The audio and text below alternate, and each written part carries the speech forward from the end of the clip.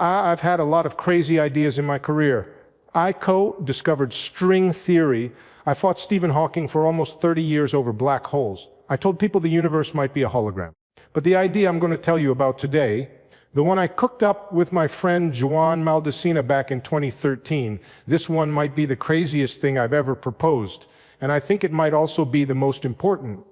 Here's the claim. Every pair of entangled quantum particles, every single one, is connected by a tiny wormhole, a tunnel through space-time. Einstein's bridge between 2 points in the fabric of reality. I'm saying that quantum entanglement, the thing Einstein called a spooky action at a distance, isn't spooky at all. It's geometry, it's plumbing. There are actual pipes connecting entangled particles, and those pipes are wormholes. If that doesn't make you sit up in your chair, you're not paying attention.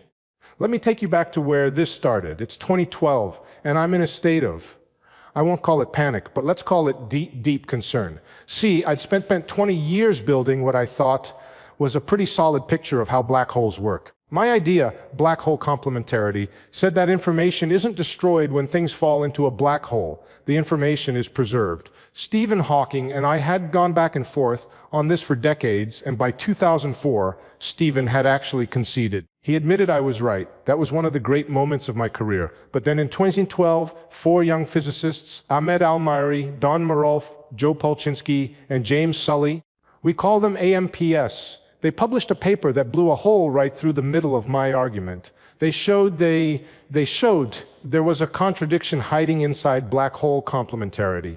According to their logic, the horizon of a black hole couldn't be the smooth, harmless surface I'd been claiming. Instead, anything falling through the horizon would hit a wall of fire, a firewall, and be incinerated instantly. Now, I have to be honest with you. When I first read the AMPS paper, my stomach dropped because they were right about the contradiction. The logic was airtight. I couldn't just wave it away. But I also knew in my bones that firewalls were wrong. The whole idea that the horizon is a gentle place that you can fall through without noticing, that's one of the most beautiful predictions of general relativity. Einstein's theory demands it. And I wasn't ready to throw that away, so I spent months turning this over in my head. I was sitting in my office at Stanford, filling legal pads with diagrams, trying to find the loophole.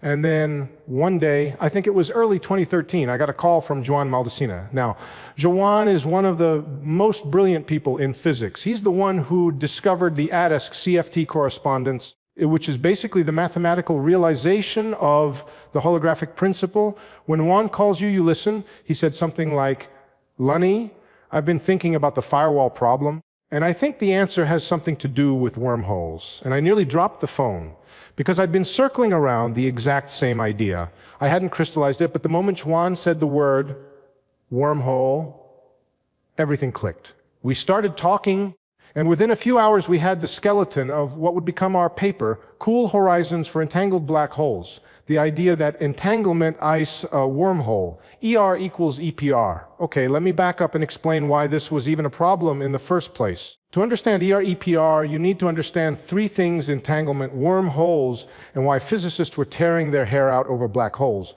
Let's start with entanglement. Einstein hated it. In 1935, that's almost a century ago now, Einstein, along with Boris Podolsky and Nathan Rosen, wrote a famous paper arguing that quantum mechanics must be incomplete. Their argument went like this: you can take 2 particles, do something to them so they become entangled, and then separate them by any distance you want, across the room, across the galaxy, doesn't matter. When you measure one particle, you instantly know something about the other one. Instantly. Faster than light. Einstein thought this was absurd. He called it spooky action at a distance. He figured there must be some hidden mechanism, some behind-the-scenes information that explains the correlation. But here's the thing, decades of experiments have shown that Einstein was wrong about this. Entanglement is real. There's no hidden mechanism. The correlations are genuinely non-local. 2 particles can be intimately connected across vast distances. Now here's the second piece, wormholes. Also 1935, same year, same Einstein and Rosen. Notice 2 of the same 3 guys published another paper showing that the equations of general relativity allow for bridges connecting distant regions of space-time. These Einstein-Rosen bridges, wormholes, are tunnels. You go in one mouth, you come out the other, potentially on the other side of the universe. Now, for decades, everybody treated these as two completely separate ideas. EPR, entanglement, was a quantum mechanics thing. ER, wormholes, was a general relativity thing. Different papers, different physics, different departments at the university. Nobody thought they had anything to do with each other. But here's what nobody noticed. For 78 years, both papers were published in the same year by overlapping sets of authors, and they're about the same damn thing. Let me say that again because it's important. Einstein wrote two papers in 1935, one about quantum connections between particles, one about geometric connections through space-time.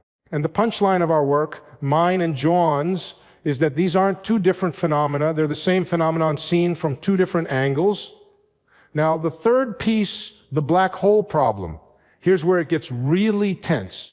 When Stephen Hawking showed in the 1970s that black holes radiate, they emit what we call Hawking radiation, he set off a 30-year crisis in physics. The radiation comes out in a specific quantum state. Each particle of Hawking radiation is entangled with something inside the black hole. As the black hole evaporates, more and more radiation comes out, all entangled with the interior. The AMPS firewall argument was essentially this: those entanglement connections can't all be satisfied simultaneously. There's a kind of entanglement budget.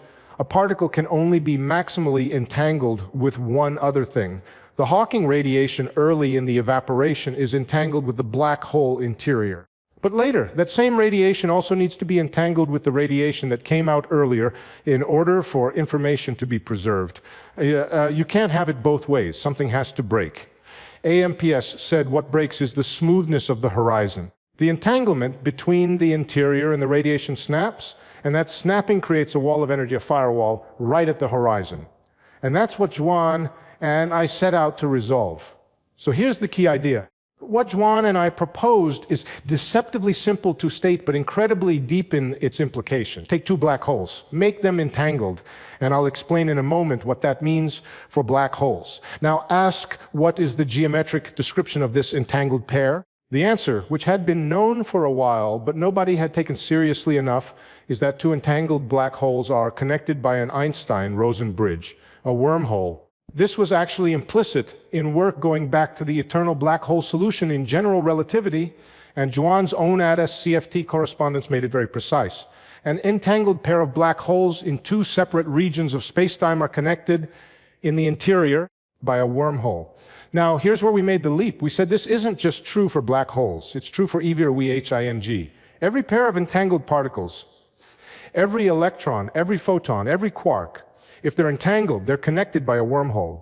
A tiny, Planck-scale, submicroscopic wormhole that you can't travel through or send signals through, but a wormhole nonetheless. A real geometric connection through the fabric of space-time. That's the EPR conjecture. ER, the Einstein-Rosen bridge, equals EPR, the Einstein-Podolsky-Rosen entanglement. Wormholes are entanglement. Entanglement is wormholes. They're the same thing. Now let me tell you why this is so powerful. Think about it like plumbing. My father would appreciate this. Imagine space-time is like the walls of a building, and entanglement creates tiny pipes connecting different parts of the building. You can't crawl through the pipes. They're way too small, but they're real physical connections. And here's the thing: when you have a lot of entanglement, like when two big black holes are maximally entangled, those tiny pipes merge together into a big fat pipe. A macroscopic wormhole, a real tunnel through space-time. So entanglement isn't some mysterious quantum magic that acts at a distance. It's geometry. It's the connectedness of space itself. And space, in some deep sense, is made of entanglement. Take away all the entanglement and space-time falls apart. It literally disconnects. This idea that space-time emerges from entanglement is something that a number of us had been circling around. Mark van Ramsdonk at UBC had a beautiful argument that reducing entanglement tears space-time apart. Brian Swingle connected it to tensor networks. But EPR gave it a sharp, precise form. The entanglement between any two subsystems of the universe corresponds to the geometric connectivity between those regions. Now, how does this solve the firewall problem? Here's the key. Remember, AMPS said the entanglement between the black hole interior and the early Hawking radiation has to be broken. But in the EPR picture, that entanglement eyes a geometric connection. Breaking it would mean tearing space-time. And we argued that the right way to think about it is that there's a wormhole connecting the interior of the black hole to the early radiation. The radiation that came out years ago and is now far away. It's still connected to the black hole interior through these tiny wormhole threads, so the horizon stays smooth. There's no firewall. The entanglement doesn't need to be broken because the geometric picture, the wormhole picture, accommodates all the connections simultaneously. The interior of the black hole is, in a sense, the same place as the distant radiation connected through the wormhole. I know this sounds wild. The inside of the black hole is connected to radiation that might be light years away. Yes, that's exactly what we're saying. And it resolves the paradox because the AMP's argument assumed that the interior and the distant radiation are separate systems fighting over entanglement, but they're not separate. They're connected. The wormhole means they're part of the same geometric structure. Let me put it another way. Think about a pair of gloves. You put the left glove in a box and mail it to Tokyo. You keep the right glove in New York. When you open your box in New York and see a right-handed glove, you instantly know Tokyo has the left-handed glove. That's correlation, but it's not very deep. It's just information you had all along. Entanglement is much weirder than that. It's as if the two gloves are still physically connected by an invisible tunnel. And what you do to one glove, stretch it, warm it up, actually changes the state of the tunnel connecting them.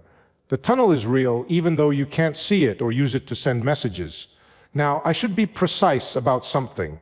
These tiny wormholes connecting entangled particles are not the kind of wormholes you see in science fiction movies. You can't fly a spaceship through them. You can't send a radio signal through them. They're too small, too quantum mechanical, too fragile. They don't violate causality or allow faster than light communication. The no signaling theorem of quantum mechanics is completely safe. But, and this is critical, they are real geometric structures. They affect the topology of space-time at the smallest scales. And when you put enough of them together, when you have enough entanglement concentrated in one place, they can merge and grow into something big enough to notice. That's what a macroscopic wormhole is. It's a bundle of entanglement so dense that it becomes geometrically significant. Let me tell you something that took me a long time to fully appreciate. EPR isn't just a clever trick to solve the firewall problem. It's telling us something profound about the nature of reality. It's saying that the two greatest discoveries of 20th century physics, quantum mechanics and general relativity, are not separate theories that need to be reconciled. They're the same theory, seen from different perspectives. Entanglement is geometry. Geometry is entanglement. If that's right, and after more than a decade of thinking about it, I believe it is, then we've been asking the wrong question for 100 years. We've been asking, how do we combine quantum mechanics with gravity? But the answer is, they were never separate. They're two descriptions of the same underlying reality. And the bridge between them, literally, is the wormhole. Now, you might think the physics community heard this and said, of course, brilliant. Why didn't we think of that? Not exactly. When Joanne and I put out the paper, Cool Horizons for Entangled Black Holes, published in 2013, the reaction was mixed, let's say. Some people got very excited. Others thought we were out of our minds. The firewall camp, the AMPS folks and their supporters were not convinced. Joe Polchinski, who was a dear friend and a great physicist, pushed back hard. He argued that the wormhole picture was too vague, that we hadn't really shown it resolve the paradox in a rigorous way. And I have to admit, he had a point. In 2013, the RDPR idea was more of a conjecture, a framework, a way of thinking. We didn't have a complete mathematical proof. Then there were the people who said, okay, maybe entangled black holes are connected by wormholes, but entangled particles, individual electrons and photons, that's too much. They were willing to accept the idea for black holes, where the geometry is already dramatic, but not for ordinary quantum systems. To those people I said, look, you can't have it both ways. If entanglement between black holes creates wormholes, and if black holes are made of ordinary quantum stuff, then entanglement between any quantum systems must have some geometric interpretation. You can't draw an arbitrary line and say, wormholes above this line, no wormholes below. Physics doesn't work that way. The debate played out at conferences all over the world. I remember one meeting at the Kavli Institute. It was intense. People were at the blackboard arguing, drawing diagrams, getting genuinely heated. This wasn't polite disagreement. People's entire research programs were at stake. If our EPR is right, it changes the way you think about everything: quantum information, quantum gravity, the nature of space-time itself. If it's wrong, then the firewall problem is still unsolved and we're back to square one. Over time, though, the tide started to turn. A number of very important developments supported the EPR framework. The connection between entanglement and space-time connectivity got more and more evidence behind it. The tensor network approach to holography, pioneered by Brian Swingle and others, showed that entanglement structure maps naturally onto geometric structure.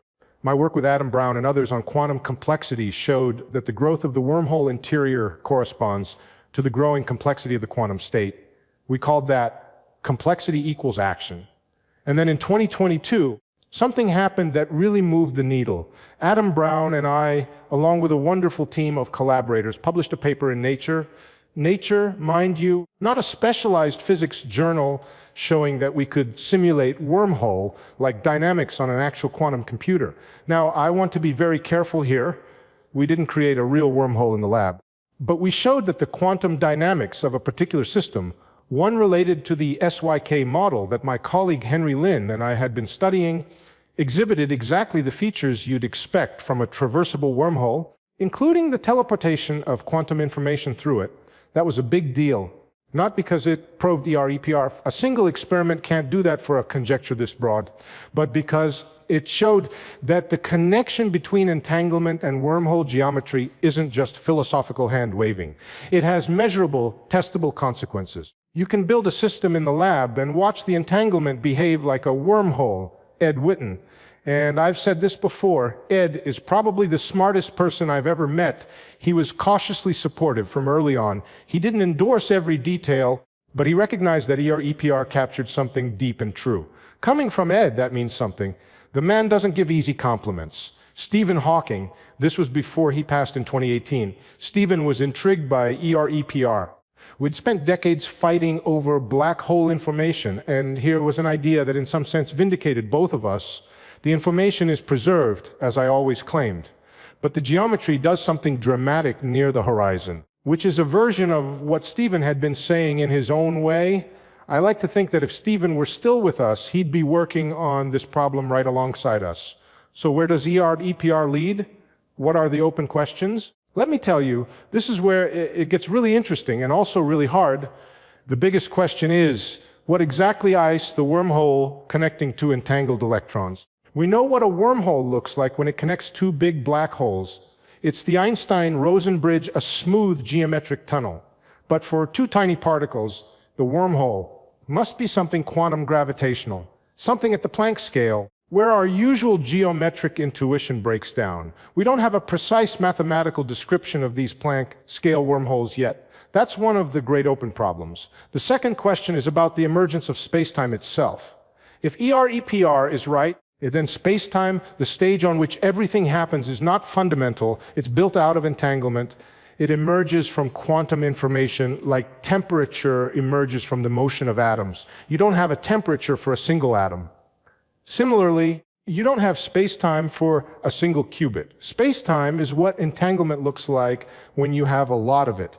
This connects to the work I've been doing more recently on de Sitter space, the kind of space-time that describes our actual expanding universe. In anti-de Sitter space, the holographic principle is on very firm ground, thanks to Wan's ADS-CFT correspondence. But our universe isn't anti-de Sitter, it's de Sitter. And applying EPR and holography to de Sitter space has turned out to be incredibly difficult. My paper with Edgar Shagulian on entanglement in de Sitter space, and my work on what I've called 3 impossible theories, these are all wrestling with this problem. Here's what I can tell you honestly. The de Sitter problem is the hardest problem in theoretical physics right now, harder than the firewall problem, harder than anything I've worked on in 56 years of doing physics. The connection between entanglement and geometry that works so beautifully in anti-de Sitter space seems to resist being transplanted into the kind of universe we actually live in. Something deep is missing from our understanding. But I think EPR points the way. If entanglement is geometry, and if our universe is full of entanglement, and it is cosmological entanglement is everywhere, then the geometry of de Sitter space must be telling us something about that entanglement structure. We just haven't decoded it yet. There's also the quantum computing angle. My work with Adam Brown and our team on quantum gravity in the lab, those PRX quantum papers, is about building quantum circuits that simulate wormhole physics. This isn't just a curiosity. If EPR is right, then quantum computers are, in a deep sense, simulating the microstructure of spacetime itself. Every entangling gate in a quantum circuit is creating a tiny wormhole. When you run a quantum algorithm, you're weaving a web of geometric connections. That's a remarkable thought, and it connects to my work on quantum complexity, the idea that the computational complexity of a quantum state maps onto the spatial volume behind a black hole horizon. Complexity equals action. The wormhole grows because the quantum state is becoming more and more complex. There's a second law of complexity, just like the second law of thermodynamics. These ideas all link together into a single picture, and EPR is the beating heart of it. You know, I've been thinking about physics for over 60 years now. I started as a kid from the Bronx whose father wanted him to be a plumber. And somehow I ended up spending my life thinking about the deepest questions human beings can ask. What is space? What is time? What is reality made of? EPR is, I think, the closest I've come to an answer. Not a complete answer. We're nowhere near that. But it's pointing in a direction that feels right. Entanglement and geometry are the same thing. The quantum world and the gravitational world are the same world. The spooky connections that Einstein hated turn out to be the very fabric of the spacetime he loved. There's a beautiful irony in that. Einstein gave us both pieces of the puzzle, EPR in one hand, ER in the other, and then spent the rest of his life trying to get rid of the quantum mechanics. If only he'd put his own two papers together, he might have seen what it took the rest of us 78 years to figure out. People ask me all the time, Lenny, is EPR proven? And I tell them, no, it's a conjecture, a framework, a way of seeing. The mathematics isn't complete. There are smart people who disagree. That's how science works. You put an idea out there, and then you and everyone else try to break it for a decade or two. If it's still standing, you might be onto something. After 13 years, your EPR is still standing. And every year, the evidence gets a little stronger. The connections get a little deeper. The mathematics gets a little sharper. Is it true? I think so. But I'm an old man from the Bronx, and I've been wrong before. Not often, but before. If you want to understand where this connects to the complexity of black holes, how the interior of a black hole is literally a quantum computer, that's a whole other story. And I think you should hear it.